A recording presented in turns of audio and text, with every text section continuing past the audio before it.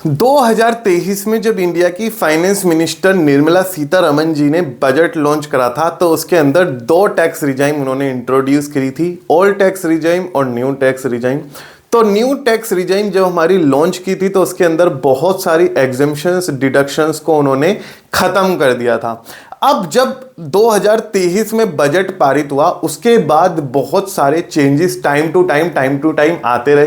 2023-24 में आपने अपना आईटीआर फाइल करा, कई लोगों ने न्यू टैक्स रिजाइम के हिसाब से करा, कई लोगों ने ओल्ड टैक्स रिजाइम के हिसाब से करा। अब सबसे बड़ा सवाल यह है कि 24-25 फाइनेंशियल ईयर खत्म होने वाला है मार्च 2025 में, और अगेन लोगों को माथापच्ची करनी पड़ेगी कि हमें न्यू टैक्स रिजाइम में जाना है या ओल्ड टैक्स रिजाइम में जाना है, क्योंकि सैलरीड पर्सन को लिए तो ओल्ड टैक्स रिजीम या न्यू टैक्स रिजीम में स्विच का ऑप्शन अवेलेबल है, तो वो लोग माथापच्ची करेंगे फिर से।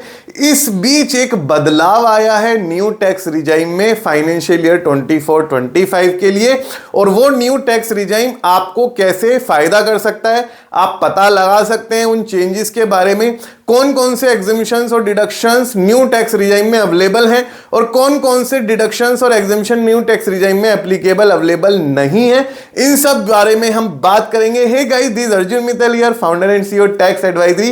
टैक्स एडवाइजरी एक इंडिया का fastest growing legal tech startup है जो आपको हेल्प करता है आईटीआर फाइल करने में, टैक्स सेविंग से रिलेटेड कंसल्टेंसी देने में, और आपको startup registration, GST registration, ROC compliances में हेल्प करने में। तो हमसे कनेक्ट करना हो तो इस वीडियो के डिस्क्रिप्शन बॉक्स में आपको लिंक मिल जाएगा। कनेक्ट अस का फॉर्म भी भरिए और मेरी टीम आपसे as soon as possible connect कर लेगी। सो राइट नाउ अगर हम बात करें न्यू टैक्स रिजाइम में, तो जब हमने 23-24 का अपना आईटीआर फाइल किया था, 23-24 का जब हमने आईटीआर फाइल किया था तो हमारे न्यू टैक्स रिजाइम में एप्लीकेबल रेट्स ये थे, ठीक है। 3 लाख तक नील, 3 लाख से 6 लाख तक 5%, 6 लाख से 9 लाख तक 10%, 9 लाख से 12 लाख तक 15%, 12 लाख से 15 लाख तक 20%, और अबव 15 लाख से 30% का टैक्स हमारा लग रहा था। लेकिन इसको चेंज कर दिया गया फॉर द फाइनेंशियल ईयर 24-25, और न्यू टैक्स स्लैब कुछ इस प्रकार काम करेगी। न्यू टैक्स रिजाइम में इन्होंने 6 लाख रुपए तक की लिमिट को बढ़ा के 7 लाख कर दिया, और अप टू 3 लाख नील है टैक्स। 3 लाख से 7 लाख के बीच में अगर इनकम है तो 5% टैक्स लगेगा। 7 लाख से 10 लाख के बीच में अगर इनकम है तो 10% टैक्स लगेगा। 10 लाख से 12 लाख के बीच में इनकम है तो 15% टैक्स लगेगा। 12 लाख से 15 लाख के बीच में इनकम है तो 20% टैक्स लगेगा, और अबव 15 लाख इनकम है तो 30% टैक्स लगने वाला है। तो सबसे पहला चेंज तो यही है कि टैक्स स्लैब और इनकम टैक्स की लिमिट चेंज कर दी गई है। पहले जो 6 लाख रुपए की लिमिट हुआ करती थी उसको बढ़ा के 7 लाख कर दिया, और 7 से 10 जो 6 से 9 होती थी वो 7 से 10 कर दी। तो इसका आप स्क्रीनशॉट ले सकते हैं और न्यू टैक्स रिजाइम में क्या क्या टैक्स रेट अवेलेबल है आप पता लगा सकते हैं। जो इनकम टैक्स की न्यू रिजाइम है उसके अंदर बहुत सारी डिडक्शंस और एग्जेम्पशंस को नॉट एप्लीकेबल कर दिया गया। मतलब अगर आप न्यू टैक्स रिजाइम में जाते हो तो बहुत सारी डिडक्शन और एग्जेम्पशन ऐसी हैं जो आपको पहले मिला करती थी, लेकिन अब आपको आईटीआर में आप उसे क्लेम नहीं कर सकते। Like standard deduction under section 80 TTA और 80 टीटीबी, जो हमारा होता है सीनियर सिटीजन का 80 टीटीबी और नॉन सीनियर सिटीजन का 80 टीटीए। ये वो 50,000 वाली डिडक्शन या 75,000 वाली डिडक्शन नहीं है, ये वो है 80 टीटीए वाली। वो स्टैंडर्ड डिडक्शन अवेलेबल है न्यू टैक्स रिजाइम में। Deduction under section 80C 80D मतलब चैप्टर 6 से खत्म कर दिया। प्रोफेशनल टैक्स की जो डिडक्शन मिलती थी अब नहीं मिलेगी। एंटरटेनमेंट अलाउंस मिलता था अब नहीं मिलेगा। एचआरए मिलता था नहीं मिलेगा। एलटीए मिलता था अब नहीं मिलेगा। इसके साथ ही हेल्पर अलाउंस नहीं मिलेगा, चाइल्ड एजुकेशन अलाउंस नहीं मिलेगा, माइनर चाइल्ड इनकम अलाउंस नहीं मिलेगा, interest on housing loan, self occupied और वैकेंट प्रॉपर्टी।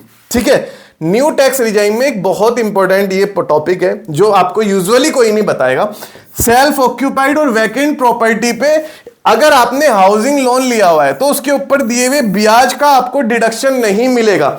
लेकिन अगर आपने प्रॉपर्टी लेट आउट की हुई है और आपने हाउसिंग लोन ले रखा है तो आपको वो डिडक्शन मिल जाएगी इंटरेस्ट की अंडर सेक्शन 24। ठीक है।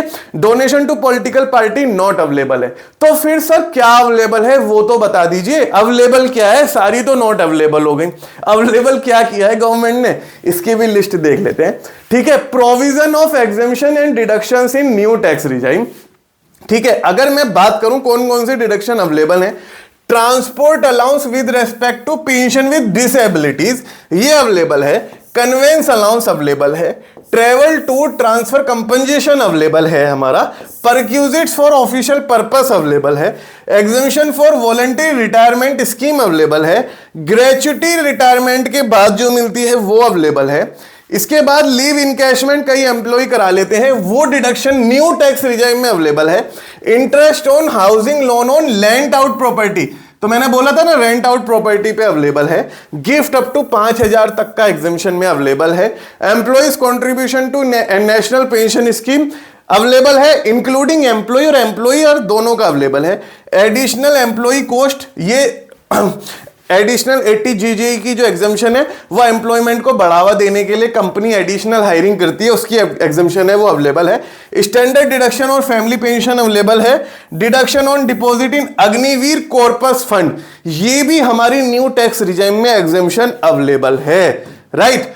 अब देखो क्या होता है, अब आपको पता लग गया कि भाई टैक्स स्लैब में चेंज हुआ है। ठीक है। पिछली बार अगर आपने न्यू टैक्स रिजाइम से टैक्स भरा था तो इस बार टैक्स स्लैब चेंज हो गई है।